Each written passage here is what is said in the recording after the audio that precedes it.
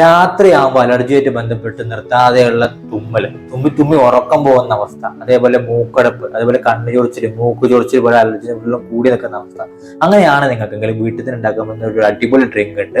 ഈ ഡ്രിങ്ക് രാത്രി കുടിക്കുന്ന നിങ്ങളുടെ അലർജി കുറഞ്ഞു വരുന്നതായിട്ട് കാണുന്നത്. എന്താ ഞാൻ പറഞ്ഞുതരാം.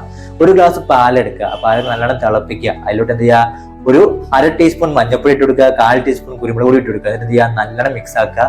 ഇത് രാത്രി കുടിക്കുക. അങ്ങനെ കുടിക്കുന്നവ എന്ത് സംഭവിക്കുന്നത്, നിങ്ങളുടെ അലർജി കുറഞ്ഞു വരുന്നതായിട്ട് കാണുന്നുണ്ട്. സംഭവിക്കുന്നത് എന്താ പറയുക, നിങ്ങൾക്ക് ഈ മഞ്ഞപ്പൊടിയിലുള്ള കുറുക്കുമിൻ തന്നെ കാണുന്നുണ്ട്. ഈ കുറുക്കുമിൻ എന്ന് പറഞ്ഞാൽ ശ്വാസകോശത്തിന്റെ ഇൻഫ്ലമേഷൻ കുറയ്ക്കുന്നുണ്ട്, അലർജി കുറയുന്നതായിട്ട് കാണുന്നുണ്ട്. അതുപോലെ തുമ്മലും കണ്ണൊഴിച്ചിലും കുറഞ്ഞു വരുന്നുണ്ട്.